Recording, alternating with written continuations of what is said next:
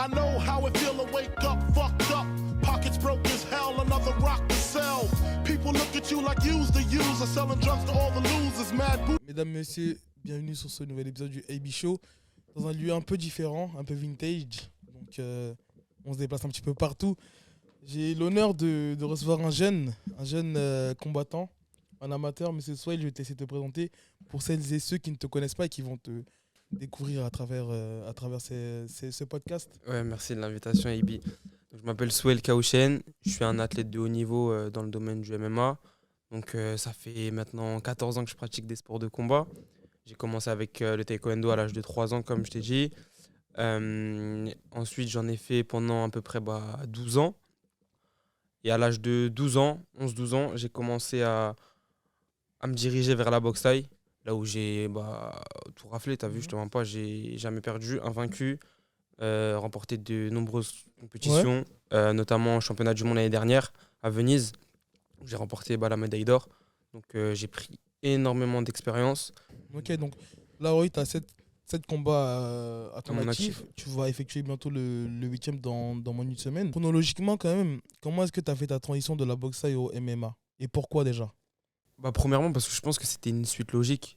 J'ai commencé avec un sport de striking, qui est le taekwondo, boxe thaï. Et franchement, pour moi, c'était une suite logique. Et je voyais que le MMA prenait une ampleur de malade en France. Donc je me suis dit, vas-y, let's go, t'as vu, je kiffe les challenges. Je me suis dit, vas-y, on y va. Et donc, comment est-ce que tu t'es dirigé dès que tu t'es dit, ok, ça y est, la boxe thaï, je mets de côté et je vais aller vers le MMA. Vers quel club tu t'es tourné? C'est une connaissance à moi qui me présentait un coach. Il m'a fait beaucoup d'éloges sur ce coach-là, l'ancien coach à Tom Duquesnoy, Bourama Traoré. Ouais. Donc c'est avec lui où j'ai vraiment commencé le MMA. En parallèle, je continue toujours la boxe thaï, mais j'ai gardé un entraînement par semaine parce que je trouve que c'est super important de garder, t'as vu, cette dureté un peu, travailler les PAO. C'est trop important et j'ai un feeling de malade avec mon coach. Ouais. Donc j'ai voulu garder un jour dans la semaine. Et c'est qui ton coach de boxe thaï? Adama Sissoko, du club TMTA à Sanois, dans ma ville. Depuis que tu as commencé la boxe thaï, c'est lui qui C'est avec lui qui m'a formé, c'est lui qui m'a emmené au championnat du monde. Je dois ma carrière en tout cas de boxe thaï à une seule personne et c'est lui, tu vois. On est d'accord, là, tu as complètement délaissé la boxe thaï pour te mettre à 100% dans les MMA, ouais, en termes de compétition. Ouais, en termes de compétition, ouais, complètement. Et après, au niveau entraînement, comme je t'ai dit, une fois par semaine. En parallèle, je me suis lancé avec Meji, qui a ouvert sa salle dans le 11e, l'Akatsuki. Ah ouais, l'Akatsuki, ouais, il y a quelques années. Donc, parce que j'avais besoin de sparring. Parce qu'en fait, avec Bourama, je faisais beaucoup de technique, mais pas assez de pratique en sparring.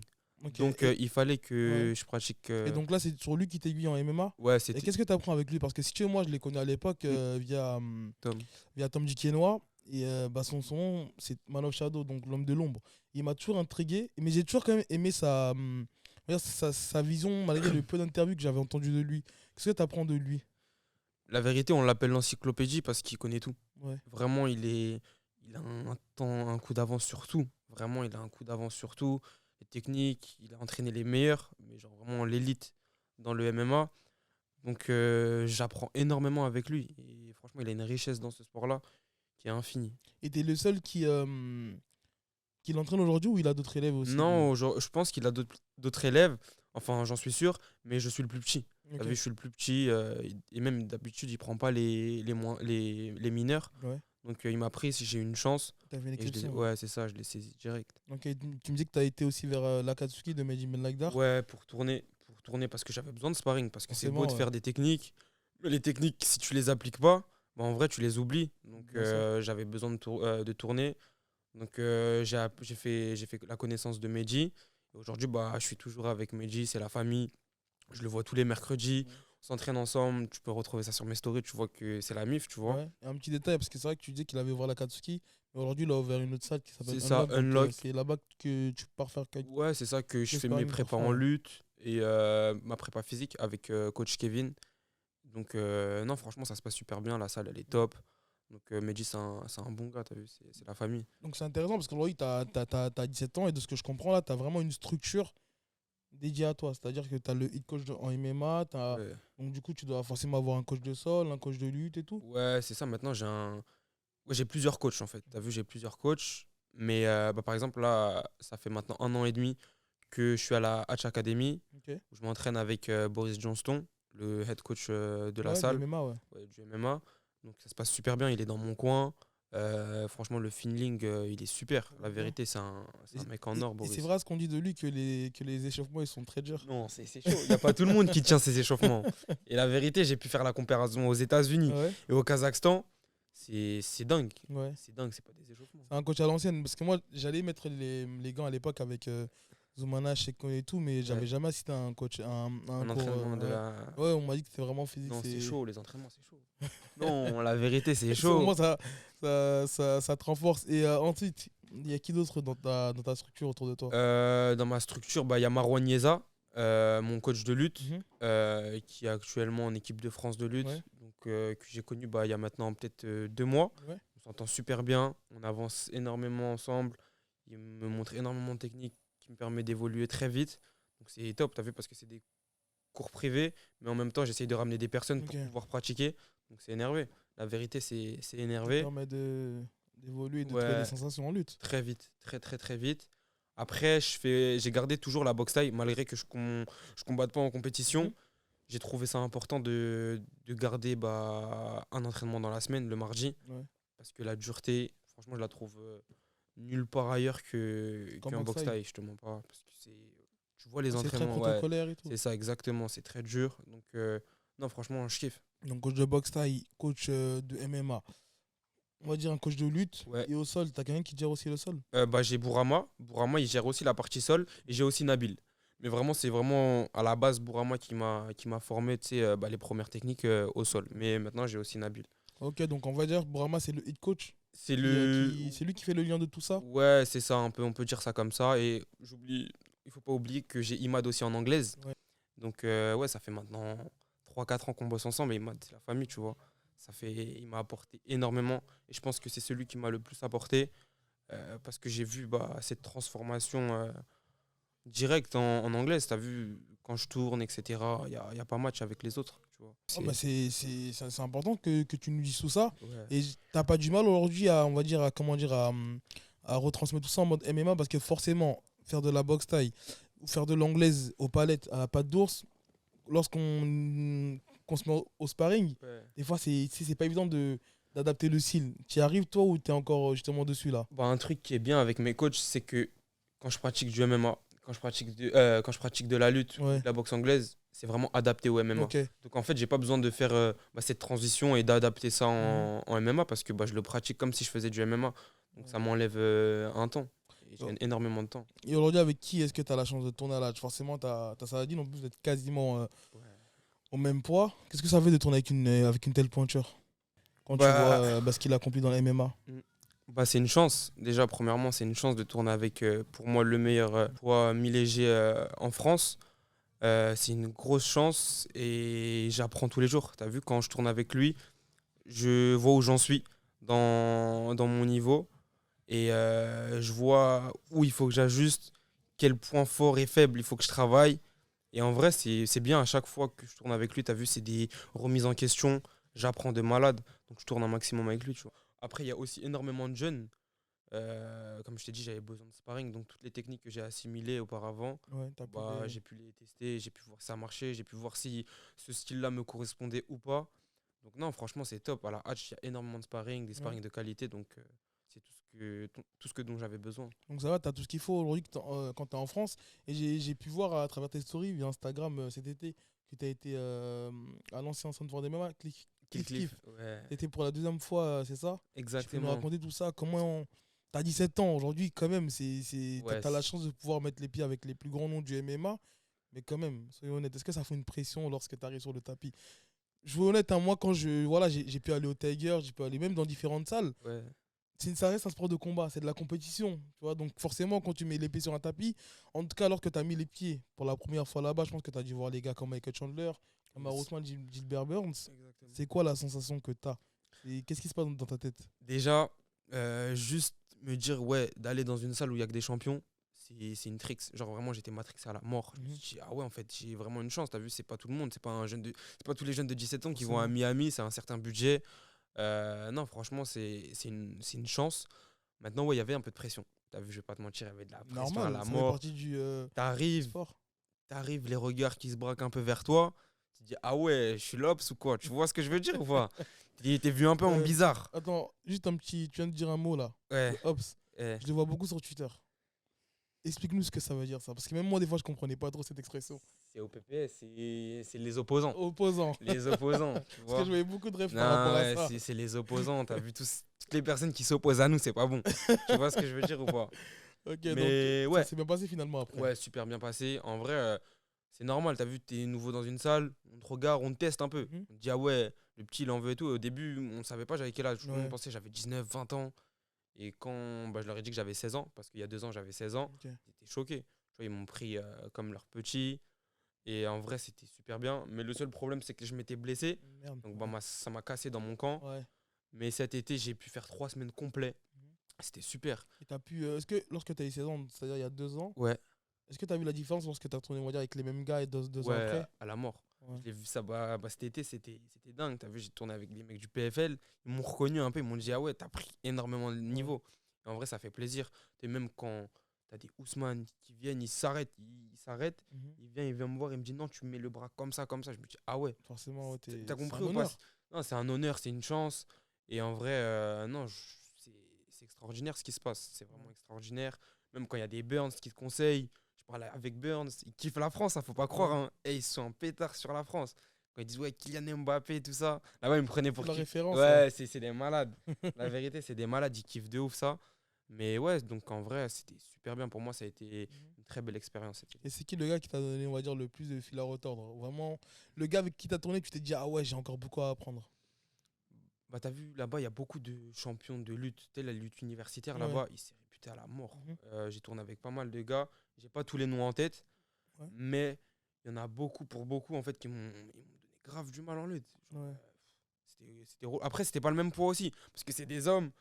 J'étais le plus petit Ouais, de sur la la salle. maturité Ouais, physique, ouais. c'est ça. Ils ont tous 23, 24 ans. Moi, j'ai 17 ans. Ça veut dire qu'en vrai. Tu pourras te venger plus tard. Ouais, non, mais je me vengerai plus tard. Je pourrais. Je me vengerai plus tard, mais Ouais. en vrai, c'est que de l'expérience, même c'est bon enfant à la mort. Et t'as croisé des Français là-bas? Parce que je sais qu'il y avait à un moment donné Fares Isam, je crois qu'il s'entraînait là-bas. Ouais, mais on T'as est. pu croiser des Français là-bas ou pas du tout? Non, j'ai croisé un Suisse. Angelosa? Ouais, Angelosa, Oui. c'est mon gars, mais un autre Ok. qui est venu. Ange, c'est mon gars. Mais ouais, sinon, il n'y avait pas trop de Français. Là, il y a Mhm. Varela qui est parti Oui, pour préparer bah, le pour combat contre préparer Saladin. Ouais. le combat contre Salah. Mais ouais, sinon, j'ai pas trop croisé de Français. Hein. Je te mens pas, non, pas trop. Et tu te vois, je sais pas, dans quelques années, on va dire, aller t'installer là-bas pour évoluer. Bah, au début, ouais. Mais les États-Unis, c'est un pays qui fait rêver plus d'un, mais qui est dur. Tu as vu les conditions de vie. Si t'as pas beaucoup d'argent, faut avoir des moyens. Tu as vu la vérité, faut avoir des moyens. Donc au début, je voulais grave y aller pour bah, faire mes études parce que l'université de Miami, elle est collée à la salle de Kill Cliff. Ouais. Donc je me suis dit, bah, c'est le bon compromis, tu vois. Mhm. Et au final, non. J'ai réfléchi et je me dis, non, tu as vu. Parce que les conditions de vie sont pas bien, tu manges pas bien, c'est cher et il y a beaucoup de distractions. Je veux dire la vérité, il y a énormément de distractions. T'as Ouais, vu tu m'étonnes, Miami, c'est à station Miami, ouais. balnéaire, il y a énormément de Faut rester distractions. concentré quand t'es là-bas. C'est ça. Et en vrai, si t'as pas la tête sur les épaules, c'est pas fait pour tout le monde. Mhm. La vérité, si t'es pas un peu éloigné de tout ça, c'est pas fait pour tout le monde. Je ne pas, non, pas trop de Et français. donc, tu fais 3 semaines plein pot là-bas. Une fois que tu remets les gants en France, est-ce que tu arrives avec une certaine assurance ou une certaine confiance parce que tu as tourné avec des gars beaucoup plus expérimentés? Comment ça s'est passé? Bah, t'as vu, c'est sûr que ça rassure. Mhm. Tu vois, ça rassure à la mort quand tu tournes avec des Ousmane, quand il y a des Ousmane qui viennent et tout, qui fais ça, fais ça, fais ça. Tu reviens en France, même tu reviens quand tu tournes avec des gars de ton âge, tu te dis, mais en fait, Tu as engrangé une expérience qu'ils n'ont pas encore. exactement. Et franchement, c'est un temps gagné, mais de malade. Et non, donc c'est super. La vérité, moi, je kiffe, Mhm. c'est une dinguerie. Mais maintenant, t'as vu, c'est dur de me dire, ouais, j'ai pris du niveau en 3 semaines. T'as vu, en 3 semaines, prendre. Tu Forcément, prends, tu prends de l'expérience, tu prends, tu vois, mais il faut pas s'attendre à que ton oui, avoir niveau un gros change. bagage Voilà, technique. c'est C'est ça. plus dans l'aspect mental en fait. Ouais, il y a beaucoup de gens, ils comprennent pas ça. Ils pensent que ça y est, t'es parti 2-3 Ouais. semaines aux États-Unis, ça y est, tu vas venir, tu te transformes. Ouais, Mais ouais. t'as vu, il faut rester des mois, faut apprendre, Ouais. c'est plein de choses, plein de paramètres. Mhm. Donc, non, franchement, j'ai pris énormément d'expérience. Est-ce qu'il y aura d'autres camps, mais dans d'autres salles, par exemple l'American Top Team, la AKA ou... Ouais, pourquoi pas, je suis en connexion avec des mecs de l'American Top Team. Je connais un coach de là-bas qui m'a mis en lien. Et ouais, pourquoi pas en vrai, t'as vu, pourquoi pas. Pour l'instant, j'ai pour objectif de refaire le Kazakhstan. Ouais. parce que c'était une expérience de fou cet été, au mois de juillet. Donc, tu as fait Kazakhstan cet été. Kazakhstan Et juste et après. après Miami. Et comment ça s'est passé le Kazakhstan? Comment tu as eu cette connexion? Que c'est pas tout le monde qui se dit, ok, je vais aller au Kazakhstan ou au fin fond du Daghestan Ouais, pour aller lutter. Tu sais, on est plus du type à aller au Tiger Muay Thai, ouais, tu sais, ouais, ouais, ou clair. voilà, l'American Top Team par exemple, tu vois. Bah, t'as vu, moi, comme je t'ai dit, j'ai fait énormément de connaissances à la Cliff. Donc, ça m'a permis aussi d'avoir des contacts pour aller au Kazakhstan. Ok. Donc, le lien, il s'est fait directement. Après, je suis rentré en contact avec des gens, des coachs de là-bas sur Insta. Donc, il y a eu le feeling. Je suis arrivé là-bas et expérience de fou. Et ça m'a mis vraiment une claque. T'as vu, c'est pour moi un des voyages les plus beaux de ma vie. Et avant d'y aller, on va dire, est-ce que tu avais t'as pris un exemple, les pays de l'Est, on sait que c'est réputé pour, voilà, pour être dur en termes d'entraînement, pour avoir une grosse lutte. C'est ce que tu as pu retrouver là-bas? Ouais, dans leur mentalité, beaucoup. Déjà, juste dans leur mentalité. T'arrives à l'aéroport, j'étais avec un poteau à moi, Rolly, un grand Renoir balèze. Et t'as vu là-bas, en fait, ils ont pas l'habitude d'avoir des Ouais. gens de noirs. Je Ouais, veux dire ouais. la vérité. Hein. Ouais. Il est venu, ça l'a mis dans la chambre direct. Déshabille-toi. Ah Tout. ouais, il a Non, été. non, direct. Ils te regardent mal. Moi, je suis arrivé avec mes caméras, ils m'ont dit coupe tout, supprime. Ouais, ouais. Non, c'était chaud. La vérité, c'était chaud. Ça va, vous avez pu. Mais après, ils ont compris. Et en vrai, d'un œil extérieur, tu sais, ils sont froids. Ils sont vraiment froids. Ils sont durs. Ils ont une grosse tête. Et c'est chelou un peu. Et quand tu leur as expliqué que tu étais là pour le sport, est-ce que ça s'est un peu détendu? Ouais, quand je leur ai dit MMA, je leur ai dit ouais, Shafkat, tout ça je connais, t'inquiète et tout. C'est la famille, tout ça. Ils Ça m'ont va, dit ça ah va ouais, plus passer. tranquille. C'est passé direct. Mais t'as vu, au début, c'est chaud. Mhm. Parce qu'en fait, il n'y a pas de touristes. C'est des endroits Ouais, ouais, je suis. où c'est pas des zones touristiques, tu vois. Donc, quand tu vois un grand Renoir de 2 mètres Mhm. arriver dans ton pays avec une. Non, non, c'est une Ils grosse ont- valise ils ont mis violette, sur tout leur ça. garde. Non, bizarre. Mais c'est vrai que j'avais été en Russie, j'ai plus le nom de la ville. C'est vrai qu'à l'aéroport, voilà, tu vois qu'il y en a qui passaient tout droit, mais nous, on a été. Ouais. Et dans le sas, il y avait une caméra, je crois qu'ils nous filmaient en 360. J'étais avec Ibra. Ouais. Il devait aller combattre au Brave. On a duré un petit temps. Mais après, une fois qu'ils savent que tu Ouais, ça es, y est. que Tu es là viens pour le pour- sport, ça se détend un peu C'est parce que je ça. trouve que voilà, ils ont beaucoup de respect pour les sportifs. Mais du coup, voilà, t'en gardes quand même des Ouais, bons des souvenirs. bons souvenirs, franchement. À refaire ou non? Ouais, à refaire. À Ouais. refaire, à refaire. Même aller à la montagne là-bas, m'ont hébergé dans leur. Non, c'était une idée. Partager des repas ensemble, Ouais. danser ensemble. Ouais. Non, c'est une dinguerie. La vérité, c'est une dinguerie. Ah, mais c'est une belle expérience. Non, ouais. Si tu devais choisir entre Kazakhstan et Cliff Kiff. La vérité, je pense que je choisirais le Kazakhstan. Ouais, le Kazakhstan. Ouais, c'est le Kazakhstan. Malgré que tu as vu, à la Kickliff, j'ai des sparring de ouf. Mhm. Même au Kazakhstan, tu as vu. Mais c'est différent. Moi, j'ai beaucoup aimé. Ouais. Tu as vu les principes, la vraie valeur des gens. C'est des musulmans comme moi. On partage. Non, c'était Il y a top. beaucoup de valeurs. Ouais, similaire, de ouf. Donc c'était top. Comme je disais, Kazakhstan, Hatch Academy avec Saladin Parnasse, Cliff Kiff, quand tu affrontes des gars de ton âge et de ton expérience, parce qu'aujourd'hui, tu as moins de 10 combats, Mm. donc forcément, tu peux tomber sur des gars qui ont 2 combats, Ouais. 3 combats, peut-être un combat. Est-ce que tu la sens, la supériorité technique, ou même physique, ou dans la maturité de combat, par exemple? Bah, physique, ouais, je sais que tu as vu, j'ai certaines caractéristiques pour mon âge qui sont très avancées. Maintenant, comme je t'ai dit, j'ai eu la chance de voyager, ça veut dire maturité. Ça m'a ouvert l'esprit de malade et j'ai pu avoir la chance de prendre un maximum d'expérience. Mais ouais, maintenant, tu as vu, quand on met dans la cage avec un garçon de 17 ans, c'est sûr que tu as vu, j'ai confiance en moi. Maintenant, tu as vu, je veux les meilleurs. Et tu as vu, il y en a pour beaucoup qui esquivent. Et en vrai, je comprends pas parce que, tu as vu, on n'est qu'un amateur. Ça veut dire, c'est que de l'expérience, tu as vu. Tu me dis ça en pro, je te dis, vas-y, pourquoi pas. Il n'y a pas de titre en jeu, il n'y a pas grand-chose, c'est que de l'XP. Et ouais, c'est dommage. La vérité, c'est dommage. Mais ouais, j'ai mes noms. J'ai envie de combattre les meilleurs. Tu as vu, je te mens pas. Je m'entraîne tous les jours. Donc, je veux vraiment combattre les meilleurs en amateur. Maintenant, pour l'instant, comme je suis mineur, je peux pas combattre les prospects amateurs parce qu'ils ont tous 18 ou 19 ans. Mais ça va arriver. Et en vrai, j'ai pas envie de brûler les étapes. Tu vois, je fais mes classes tranquillement. Et quand ça viendra, ça viendra. Et avant de passer, on va dire, au côté extra-sportif, là, on parle du côté amateur. Tu as 17 ans, tu as 7 combats à ton actif, tu as effectué le 8e. C'est quoi l'objectif à court terme? En amateur pour le moment. En amateur, déjà, je vais avoir mes 18 ans au mois de mars. Donc, après commencer les MMA League, je pense que ça serait bien parce que bah, se taper contre, contre les mecs de toute la France, Ouais. c'est ça qu'on T'es veut, meilleur tu vois. français, ouais. Ça veut dire il y a les meilleurs à la MMA League et après ça, faire les IMAF au mois de novembre. Ça serait le but. Et pour après, bah, en vrai, je sais pas encore. T'as vu, j'ai pas envie de te sortir des grosses orgas parce que Mhm. je pense que je passerai pro dans 1 an ou 2. Ouais. Mais après, ouais, faut voir.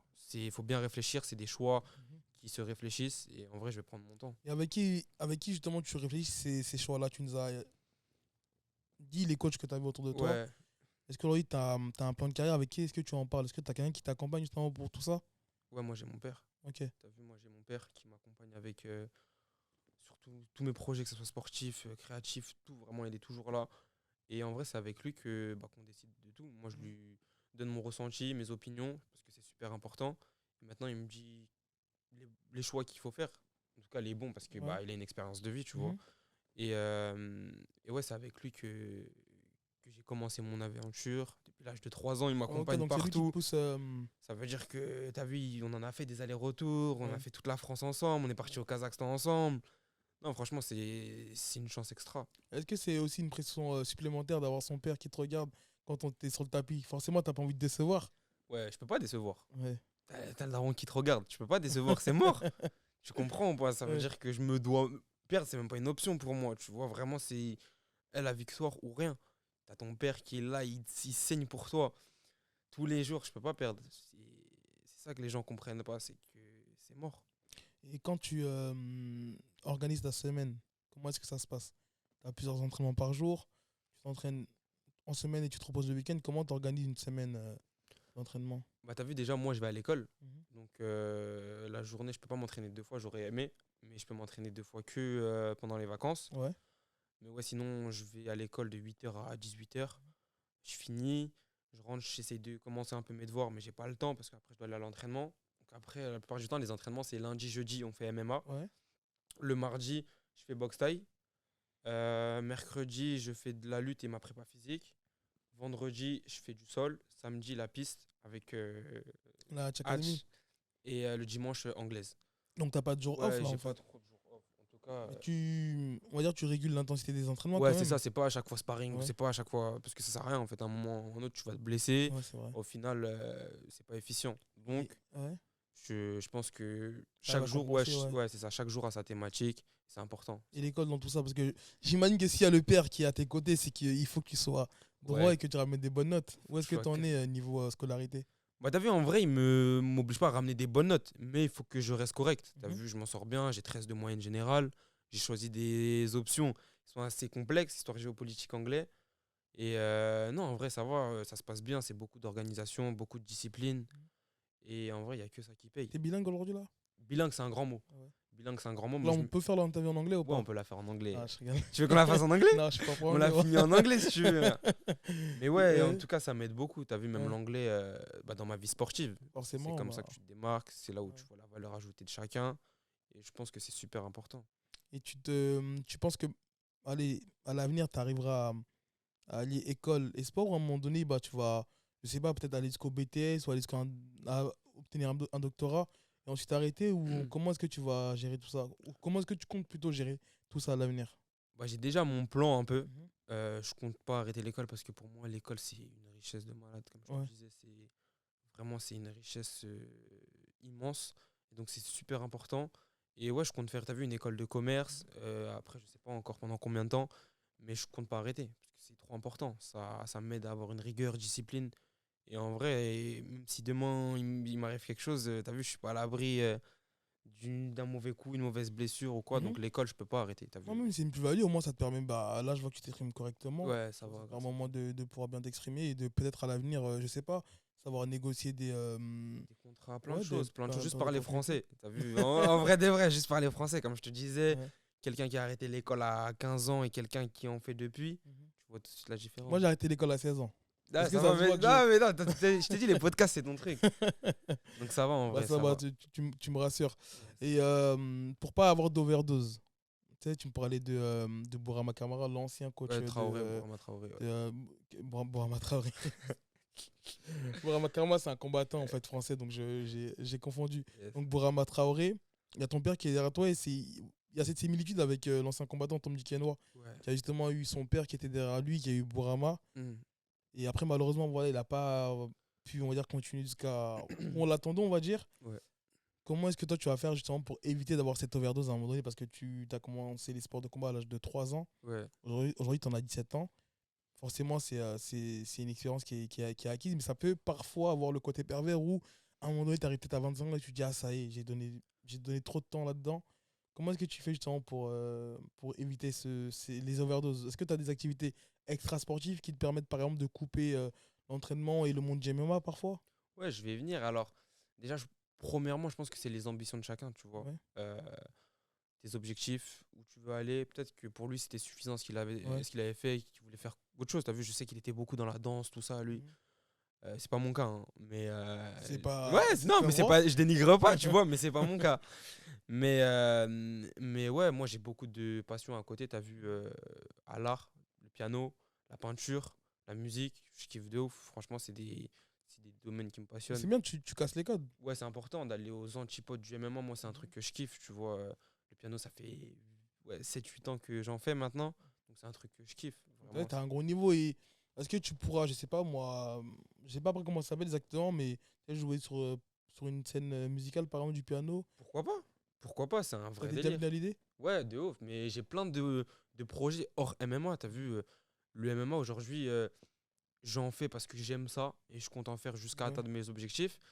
Mais j'ai plein de passions à côté. Et c'est pas parce que j'ai le MMA et que le MMA prend une grosse partie de ma vie que je vais me couper du monde pour faire que ça. Ouais. Je considère que c'est trop bien. T'as vu, Ouais. l'art, le piano, la musique, le cinéma, c'est des passions qui me passionnent à la mort. Et quand je regarde sur ton Instagram, je vois qu'il y a des petites vidéos, des petites photos un peu en mode mannequin. Et C'est ça, aussi des choses Ouais, c'est que ça, tu vises. ça, c'est des trucs, des projets personnels, t'as vu, où mon père m'accompagne beaucoup. Ouais. Mon directeur artistique m'accompagne énormément, Manassé.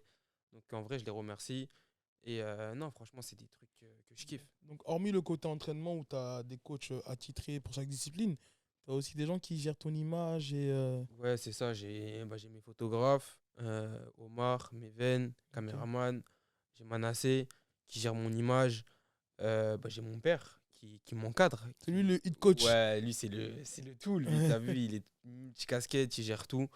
Donc, non, franchement, c'est super. C'est-à-dire qu'aujourd'hui, toi, tu as juste en fait à te réveiller, aller à l'école et gérer tes entraînements. Donc, tu n'as pas à te dire, OK, il faut que je porte une photo à tel moment sur Instagram ou autre. Ouais, c'est ça. Moi, la vérité, je vais à l'école, euh, je ramène des bonnes notes, je travaille bien, j'essaye d'atteindre mes objectifs, je me donne les moyens pour.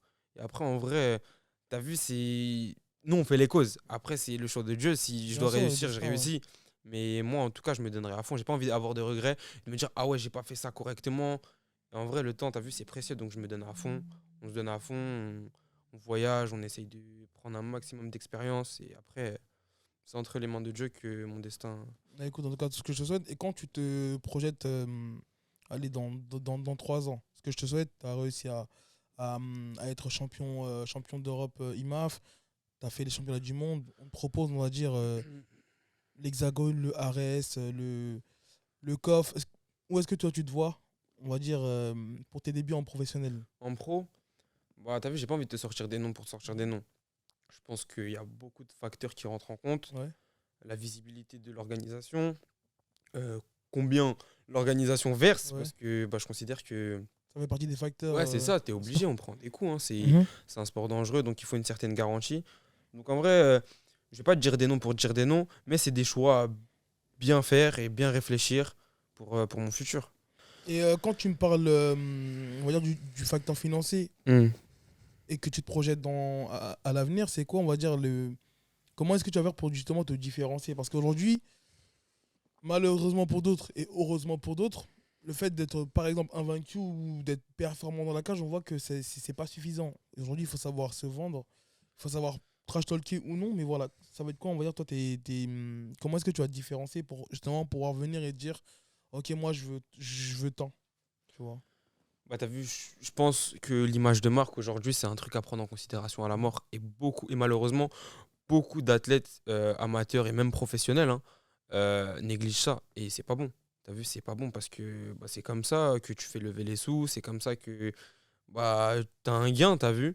Et je pense que c'est dommage parce qu'il y en a beaucoup qui comprennent pas ça, qui ont du mal. Après, moi, Dieu merci, j'ai eu la chance de grandir avec des personnes qui m'ont vite, comment dire, exposé Ces idées-là. ouais, ces idées-là. Mais ouais, c'est super important l'image de marque. Faire du contenu, créer du contenu, t'as vu, c'est une valeur Mhm. ajoutée, c'est une force. Ça veut dire que quand tu viens et tu toques à la porte d'une orga, tu te dis, ouais, moi j'ai ça derrière moi. T'as vu, tu viens avec un certain bagage. Et c'est super, super important de prendre en considération cet aspect-là, Et que beaucoup négligent. quand tu parles de valeur ajoutée, est-ce que tu peux nous donner plus de précision? Bah, On est bien d'accord qu'avant toute chose, ça reste un sport de combat, donc la performance est en numéro un. c'est ça, t'as vu, s'entraîner, performer, Ouais. c'est normal. Mais maintenant, ça suffit plus. Ça veut dire qu'aujourd'hui, tu as des mecs qui sont moyens, mais que ils mettent des stories, ils Mhm. envoient, ils ont une certaine communauté qui suivent. Et aujourd'hui, en fait, ils brassent plus qu'un mec super fort, qui a pas beaucoup d'images, qui a pas beaucoup de followers. Donc c'est là où je te dis que il faut savoir prendre en considération le fait que l'image, c'est pas à négliger. L'image de marque, c'est pas à négliger. Tu es obligé de créer du contenu. Peu importe. Peu importe, tu es obligé de créer du contenu. Savoir se vendre, c'est super important. Et est-ce que vous savez déjà, quand je dis vous, je parle de toi, ton père et ton équipe, Mm, on va dire la manière dont vous allez vous démarquer, que ce soit, je sais pas, par, j'ai un au hasard, hein, par du trash talk, mm, mm. par une image, on va dire, bien préparée, exemple, comme tu le fais même déjà si bien sur Ouais, ton Instagram, avec des photos un peu style mannequin, c'est ouais. quoi ce que vous allez faire? On va se démarquer. Tu as vu, je pense que le trash talk, à un moment donné, tout le monde va en avoir un peu marre. Donc ça va se saturer. Donc vraiment, on fait des choses que les gens ne font pas.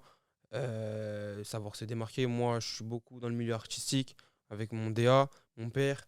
Donc je pense pouvoir me démarquer sur cette voie-là. Mhm. Après, tu as vu, je ne m'enferme pas dans un truc. Je veux dire que je touche à tout. Je t'ai dit, je faisais du piano, du truc. Donc vraiment, je m'enferme pas. Je m'enferme pas. Être l'égérie d'une grande marque, par exemple, quand je vois bon, un athlète comme Léon Marchand qui aujourd'hui sera Ouais, avec LVMH, ou même tu avais Luc Rockhold, l'ancien champion des moins de ouais. 84 à l'UFC, qui travaille ou même jusqu'à présent avec la marque Ralph Lauren. Toi, c'est des choses que. Ouais, qui me parle. C'est vrai que c'est pas tous les combattants C'est pas tous les qui. combattants, c'est pas tous les combattants qui savent correctement se vendre, qui ont la tête de l'emploi. C'est plein de facteurs qui rentrent en compte. Et en tout cas, c'est cette cible-là que moi je vise. Et après, non, on va faire l'écos pour. Donc ton équipe, elle gère vraiment tout ça. Ouais, gère, elle Histoire que gère. toi, voilà, t'as vraiment comment dire, la tête vraiment fixée sur l'entraînement et l'école.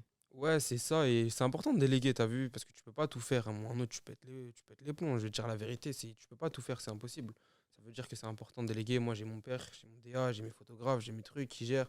Donc ça va. Franchement, la vérité, je suis très très bien encadré. J'ai une vraie team qui commence à se construire. Donc c'est super important t'as vu, d'être accompagné.